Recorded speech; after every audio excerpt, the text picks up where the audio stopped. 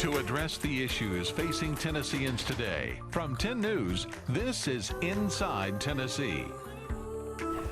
Good morning and welcome to Inside Tennessee. I'm your moderator, John Becker, and we kick off yet another week of a conversation with a half dozen people who want to be the next mayor of Knoxville. You'll recall last week we had 3 candidates on.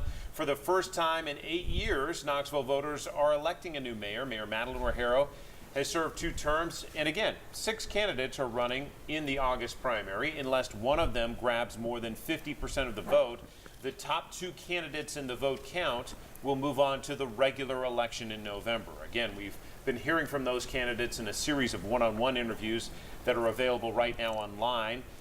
And joining us, 3 more candidates to talk about what they are looking forward to about leading in this city. And you can see on the end there, Fletcher, Burkhardt, Indya, Kincannon, and Michael Andrews, all 3 with us this morning. Thank you for being here. Glad to be here. Pleasure, yeah, thanks, John. I'm going to introduce our panelists. Don Bosch, good to have you back. Democrat and lawyer, runs his own firm. Good to be here, John. Susan Richardson-Williams is a Republican, and she runs her own PR firm. Good morning, John. Good morning. John North is my colleague at Channel 10. It's the old team back together. We're back. Good morning. And I will comment, you guys coordinated your ties well. We did. together We, this time. we called. It's also important to note that the mayor is a nonpartisan election, but I just call it out because DNR happened to be among us. So let's just go down the line here, and Mr. Andrews, we'll start with you about why you're running and what prepared you for this role.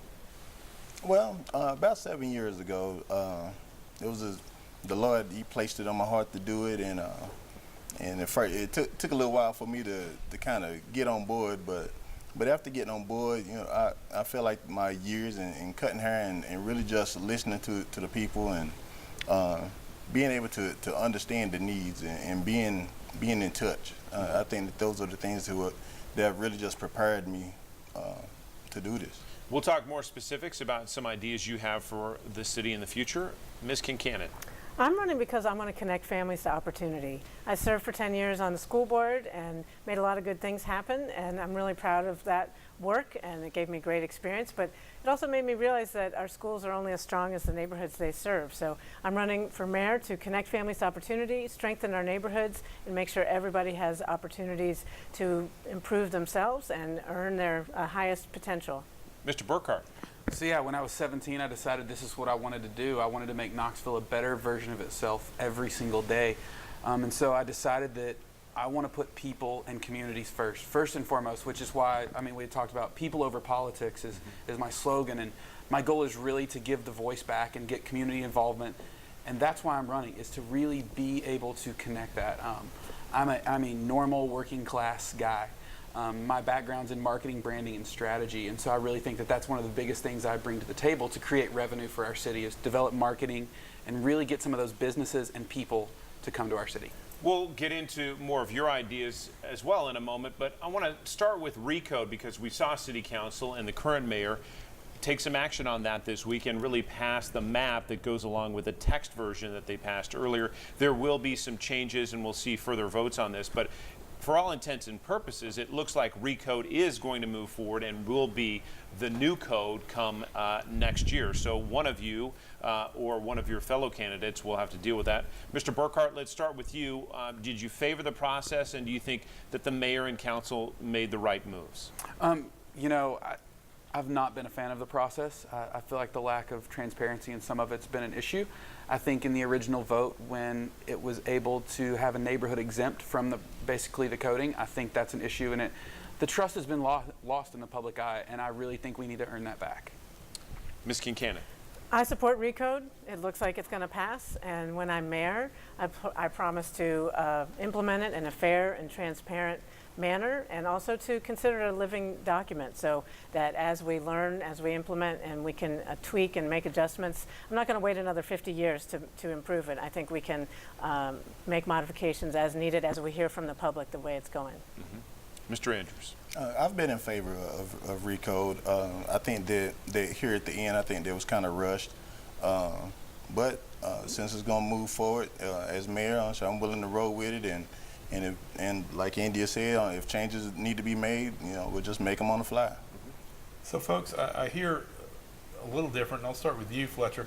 You indicate that the process wasn't transparent. And in terms of the three panelists here, we've been doing this a very long time, and pretty much with every major change in Knoxville, whether it had been Market Square, that's the one that immediately comes to mind, that is always the complaint right at the end. Have you studied this from the beginning? Did you show up at the meetings? Early, what did you see that wasn't transparent? So I have been to meetings, and every meeting I've been to, there have been people that have been upset about the process or upset about the code change. And you know, that is closer to the end, you see that. I think, again, and I told John this a couple weeks ago, is if it was communicated well and it has been transparent and it's better for everyone, we should allow it to be voted on. Because if people know it's better for them and that's been communicated, they would vote yes. But if they failed to pay attention early, why is that the blame of the recode process and the people that helped implement it? You know, it's tough because I think that it's not even just a procedural issue for me. But again, I do think that even whenever we sent out the letter, a letter went out, I think it was like 26,500 taxpayer dollars went to this letter, and the backside was blank. Okay, well, and Mike, you talk about at the end, people got upset. We refer to something on the show as the ghost of 15. There's always 15 people that hate it, and they show up at the last meeting. So why is this process worse or different than other city development processes we've been through?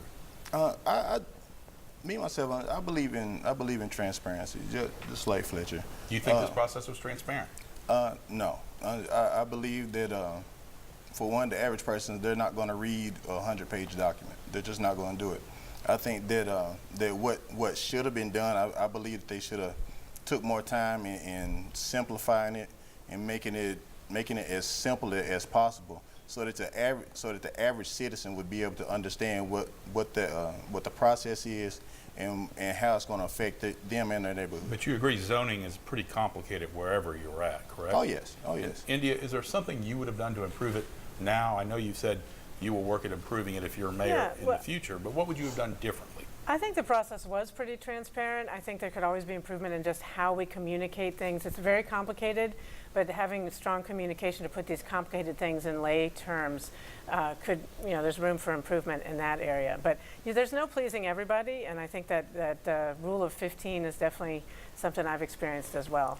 We're going to take a quick break, back with more questions on Inside Tennessee with John and Susan right after this.